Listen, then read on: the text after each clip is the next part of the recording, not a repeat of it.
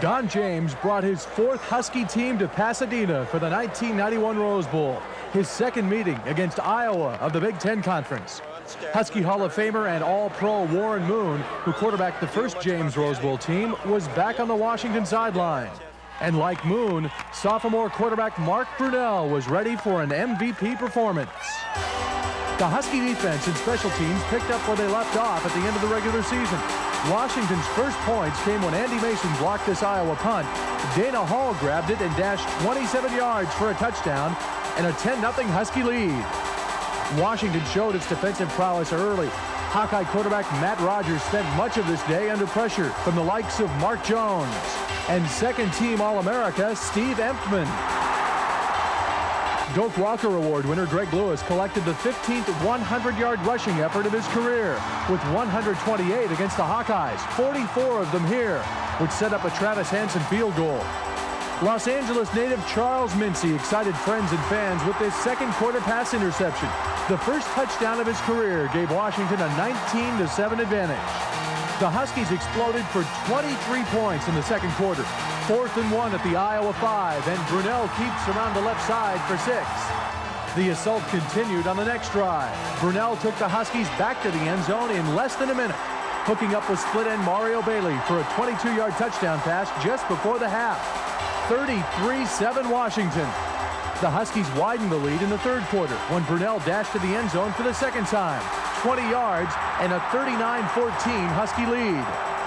Washington held off a late fourth quarter Hawkeye charge. Brunell continued to marvel.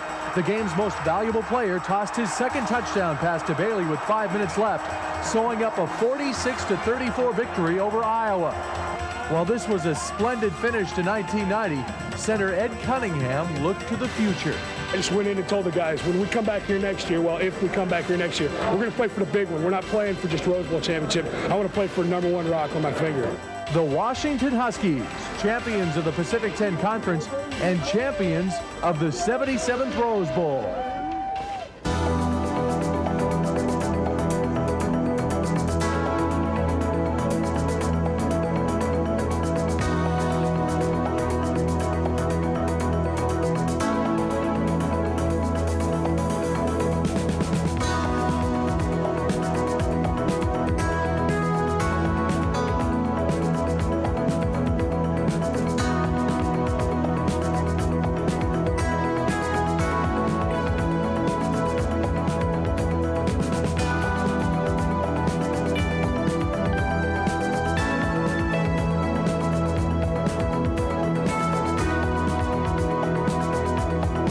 The 1991 Washington Huskies were hungrier than ever and capped the perfect season with a national championship. I felt that as I looked at the schedule, that this was before the Mark Brunell injury, that we would probably go into 10 games favored and 1 even or underdog. I was thinking of the Nebraska game. And that's from the start of the season. Now, obviously, when you play, then the change comes every week. The odds change. Teams that play well obviously get higher rankings and all. But I thought we would probably be as good or better than at least 10 of the opponents. The 4th-ranked Huskies began the 1991 campaign in Palo Alto in an all-important conference game against Stanford. After a scoreless first quarter, Washington's offense got on track. Jay Berry's 11-yard dash to the end zone broke the ice and began a 21-point second quarter outburst. The Husky defense shut down the Cardinal offense, forcing 6 turnovers. All-America Steve Emptman picked off a pass in the third quarter. The Purple Storm defense held Stanford to 28 yards rushing. Jaime Fields, a junior from Linwood, California, corralled this sack, one of 48 the Huskies collected in 1991. Redshirt sophomore quarterback Billy Joe Hobart, making his first start in the purple and gold of Washington, fired 2 touchdown passes. This one to his old Puyallup High teammate, Joe Crawley. The Huskies were up 28-7 early in the fourth quarter. Berry's 23-yard touchdown run put it out of reach as Washington recorded its first victory, a 42-7 decision over a Aloha Bowl-bound Stanford. They had opportunities that they didn't hit on early, and we were fortunate to get a couple of real good breaks and score, especially the one right before the half that put us up 21-7. Then I think that in the fourth quarter, I think we got control of the game. I think I don't know if it was conditioning or just what it was, but there wasn't any question in my mind that we were the better team in the fourth quarter. I was not sure of that for the first three. The Huskies had 2 weeks to prepare for a nationally televised intersectional showdown with 9th-ranked Nebraska. Washington overcame adversity, spotting the Cornhuskers a 21-9 lead. The Husky defense kept it within reach. All-conference linebacker David Hoffman had 8 tackles, a sack, and an interception. Hobart rallied Washington, engineering 4 touchdown drives in the final 16 minutes. Bean O'Brien, who gained 139 yards, raced 15 late in the third quarter to pull the purple and gold within 5. The Huskies took the lead on an 8-yard pass to Orlando McKay. 2 of his earlier grabs for scores had been wiped out by penalty. It was 22-21 Washington. Hobart, who earned Pac-10 Offensive Player of the Week honors, added to the lead with a 3-yard keeper. And Jay Berry capped the scoring with an exciting 81-yard run. Washington ran up 618 yards of total offense, the most against the Cornhuskers in 35 years. The Huskies were 2-0, following a 36-21 victory over the Big 8 champions. If you can get a game like that in that big on the road early, I think it gave us a lot of confidence, because you never can tell what's going to happen the rest of the year. But that was one of the great road victories that we've ever had. Washington improved to 3-0 with a lopsided 53-point victory over another Big 8 foe, previously unbeaten Kansas State. This was the longest pass play from scrimmage for the Huskies in 1991, a 71-yarder from Hobart to senior Mario Bailey. The Pac-10's Offensive Player of the Year caught 7 passes for 157 yards and a pair of touchdowns. The Husky sack attack was in high gear, 8 in all. 2-time All-Conference linebacker Donald Jones, a senior from Gladys, Virginia, had his best day as a Husky. 4 tackles for loss, 3 of them sacks. 1991 Rose Bowl MVP Mark Brunell made his return in one of the most emotional moments of the season. In action months ahead of schedule after major knee surgery during spring practice. Bean O'Brien became the most prolific punt returner in Husky history on this day, eclipsing Steve Bramwell's 25-year-old mark for career punt return yardage. Beano busted loose for 53 yards and a touchdown, his 4th as a punt returner. That tied a Pac-10 record. Kansas State was a lot better than a lot of people want to give them credit for. We defeated them fairly handily, but they could really throw the ball, and they were well drilled, and they've made a lot of progress. I believe they beat a couple of Big 8 teams in Kansas and Missouri, and they almost beat Nebraska. The Huskies jumped 1 spot to 3rd in the polls as Pac-10 play resumed with a visit from Arizona. The Wildcats moved backward much of this game thanks to 19 tackles for loss by the Huskies. Steve Entman had 10 tackles, 4 for loss, and a sack, and earned Pac-10 Defensive Player of the Week honors. Mario Bailey lit up the scoreboard with this dazzling catch and run, eluding Arizona tacklers en route to a 29-yard touchdown play in the second quarter.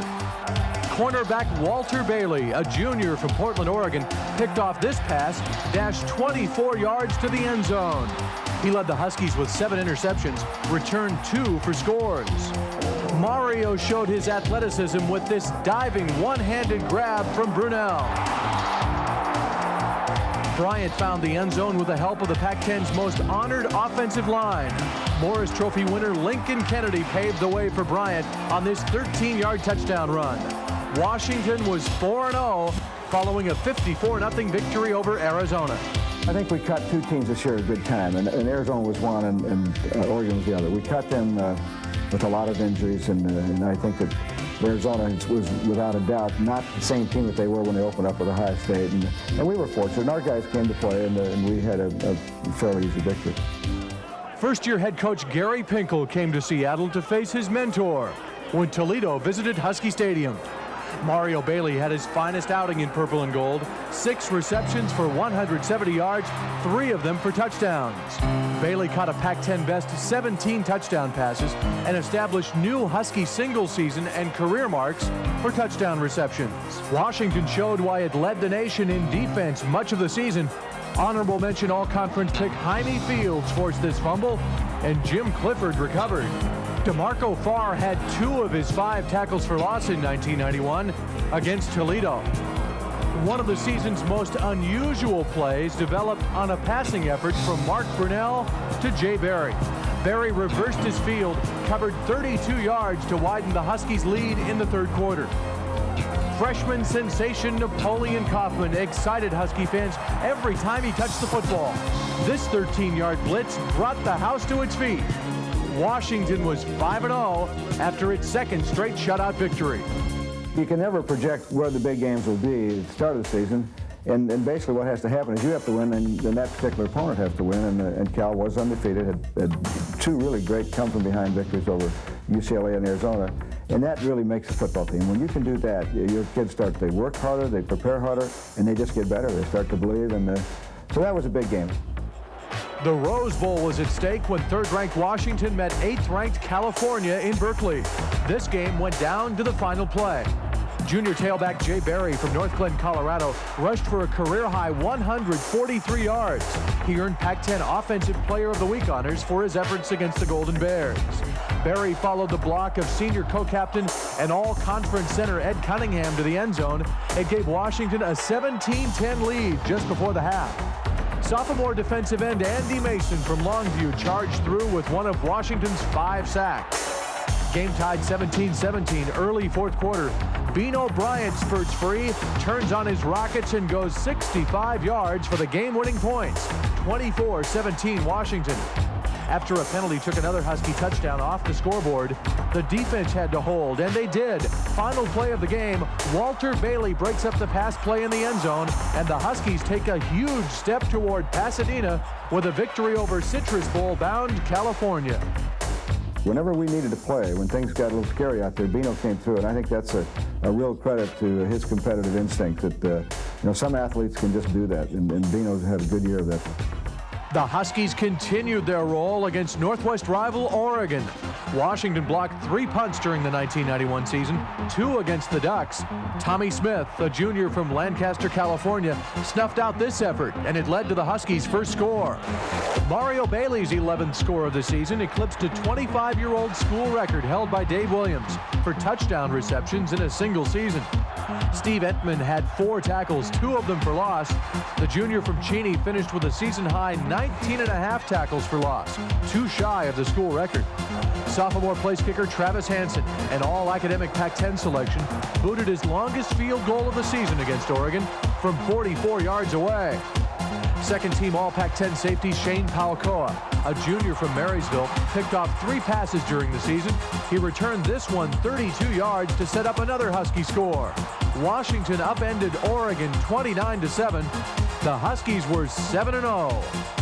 They had a tremendous amount of quarterback injuries, and I think they eventually started 5 different players, and all 5 were hurt. And so, that's, when you have a defense like ours and can play an inexperienced quarterback, you have really got an advantage.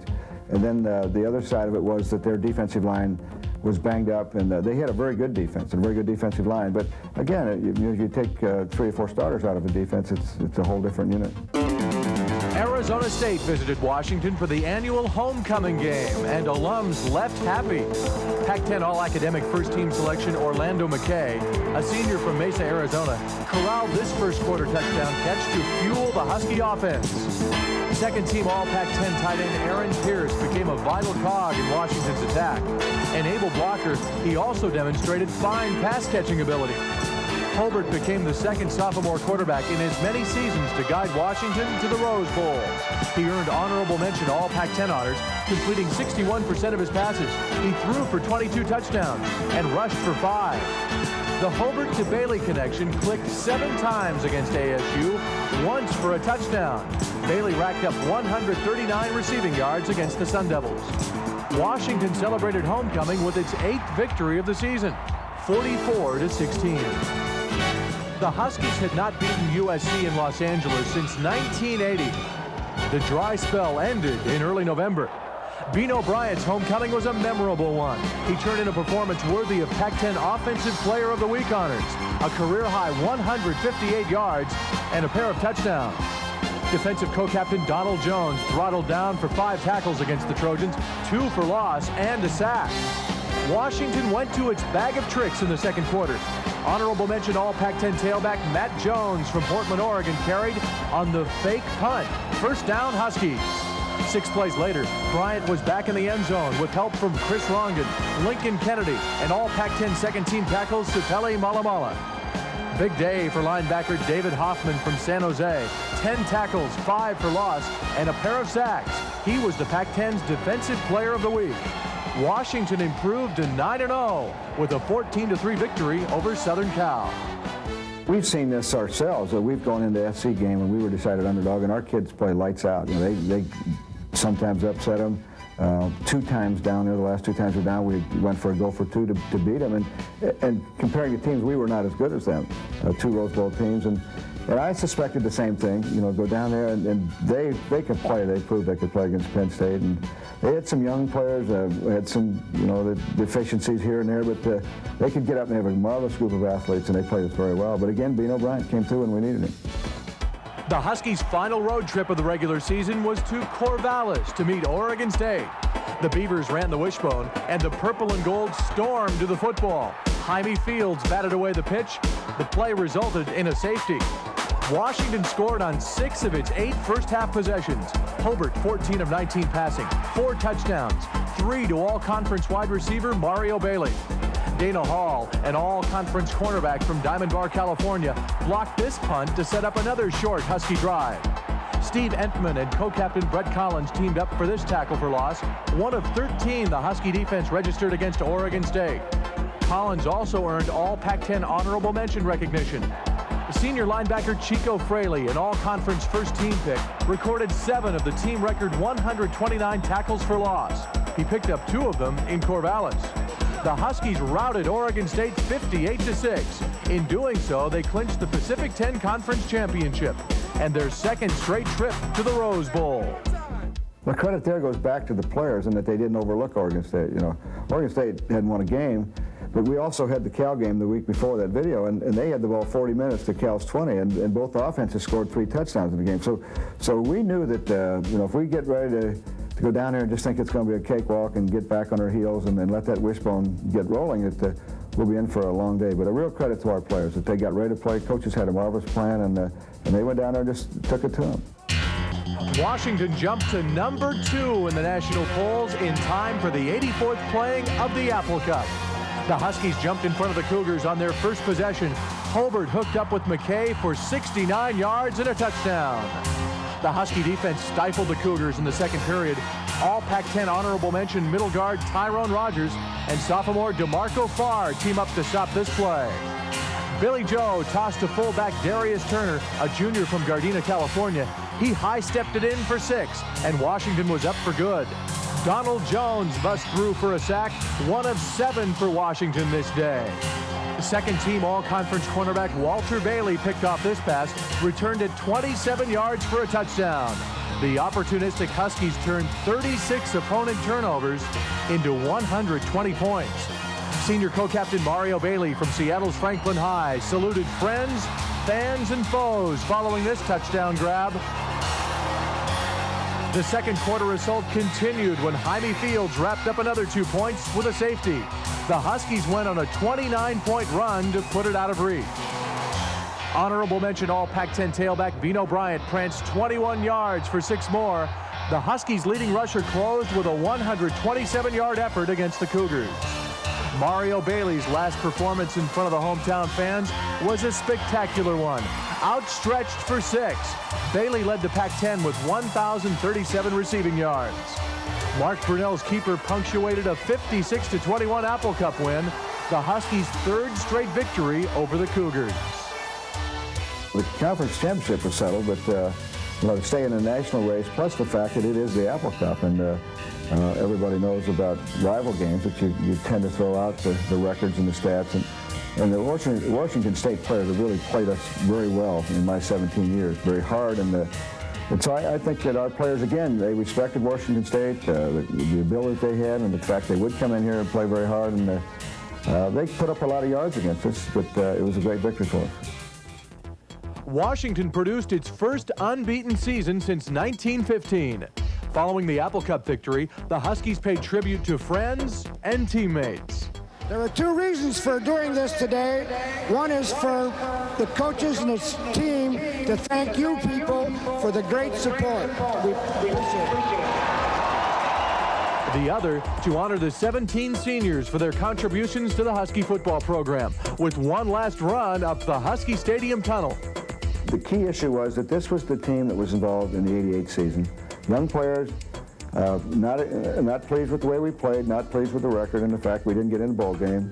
And they had, they had made up their mind that this wasn't going to happen. And they went to work, and they made great strides in a lot of areas, in their strength and in their quickness and their speed, and they paid attention, and they learned fundamental football. Coaches have done a great job, and I think that's the key thing, that the leadership of the top two classes in the contribution they made to getting Husky football back to not just a competitive basis, because we were competitive in '88. We had 11 extremely close games, but to get to a point now where you're averaging 3 touchdown favorite on most everybody in the league, that's an incredible thing to have happen in this league.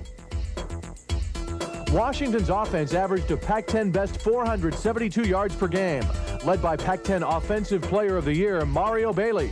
The Franklin High product established new Husky records for career touchdown catches and receiving yards, and single-season touchdown receptions. Junior offensive tackle Lincoln Kennedy earned the Morris Trophy, presented by vote of the players to the Pac-10's outstanding offensive lineman. A preseason All-America, Kennedy anchored a line that helped the Huskies rush for 232 yards per game. The most decorated Husky was junior defensive lineman Steve Emptman. He won the Lombardi and Outland Trophy Awards and was a consensus All-America and a Heisman Trophy finalist. He became the first 2-time Pac-10 Defensive Player of the Year. Emptman also earned the Morris Trophy as the Pac-10's Outstanding Defensive Lineman for the 2nd straight season. Coach Don James guided Washington to the Pac-10 title for the 5th time during his 17-year tenure in Seattle. For the 2nd year in a row, James was named the Pac-10's Coach of the Year. He was also named National Coach of the Year. Ahead, his 10th postseason victory when his Huskies met Big Ten champion Michigan in the 78th Rose Bowl. That's what it's all about right there, the Rose Bowl. Go Huskies! Come on, Dogfish! The Huskies returned to Pasadena in search of a victory over Michigan and the first national championship in school history. The Dean of Pac-10 coaches started a sophomore quarterback in this game for the 2nd straight year. This time, Billy Joe Hobart, a confident leader who was 11-0 as a starter.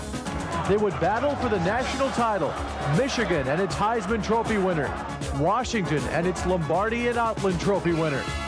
The Husky defense set the tone early. Donald Jones dropped the Wolverines' Elvis Gerback for a 6-yard loss on Michigan's first drive. Jones had 3 tackles, all for loss. The Husky defense smothered Heisman winner Desmond Howard, held him to 1 catch. Shane Palacoa broke up this pass. Walter Bailey picked it off. Mario Bailey set up Washington's first score with a 34-yard reception late in the first quarter. Bailey caught 6 passes for 126 yards. Hobart broke a scoreless tie on the first play of the 2nd period. His 2-yard plunge put the Huskies in front, a lead they would never relinquish.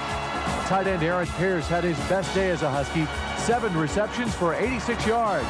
This grab set up the Huskies' next score, a 24-yard field goal from place kicker Travis Hansen, the first of 2 he had kicked this game. He split the uprights to give Washington a 10-7 advantage. Michigan threatened late in the first half, but Washington's defense took charge. Co-MVP Steve Ettman, who'd missed 3 practices and spent time in the hospital with the flu, stalled this drive.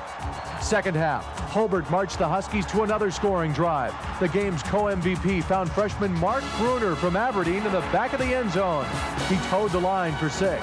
Billy was supposed to roll out to the left, and I was supposed to be on the flat on the left, and it turned out to be a broken play. And then I adjusted back to Billy, and then he stopped and he looked right at me, and I looked right at him, and then we just made a connection and we scored. It was just great.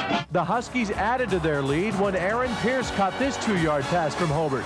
It was 27-7 Washington early in the 4th quarter. Linebacker Jaime Fields unloaded on Michigan tailback Jesse Jones, a monstrous hit. The Wolverines turned the ball over on downs the next play, and Mark Brunell, the Husky starter and Rose Bowl MVP a year earlier, fired a 38-yard touchdown strike to Mario Bailey, who struck a very familiar pose. The Husky defense recorded 13 tackles for loss, 6 quarterback sacks, limited the Big Ten's best offense to 205 yards. Washington 34, Michigan 14. I think their defense is better than I thought it was. After playing them on the field, I think they're a better defensive football team than I thought going in. And going in, I thought they were good. That's good defense we've ever played since I've been anywhere. Notre Dame's not even close to, even Florida State's not even close to this team. Washington's a great team. They should be national champ. You would have never dreamed it would come out this way. 200 yards to 400 yards, 10 to 19 first downs, everything. We really won the third down game, and I think that's something we played well in all year, and that was a real critical part of it. We were a little slow to start, but once we got rolling, man, they didn't know what we were doing. People get so confused. We balanced the run and pass so well that you just don't know what's going to come at you, and it was a beautiful game. Came out second half, we performed a little more. I performed a little bit better, and we put on 7s instead of 3s, and I think that was the key. But I don't really care what the voters think. We just went out and played. I wasn't feeling real good. I didn't have any burst. I couldn't really run the ball well. My legs were jello most games, but hey, it doesn't matter. We won, and we're number 1 now. The Huskies celebrated the first unbeaten season in modern history and were crowned national champions by the USA Today CNN coaches panel. It capped the perfect season for the 1991 Washington Huskies.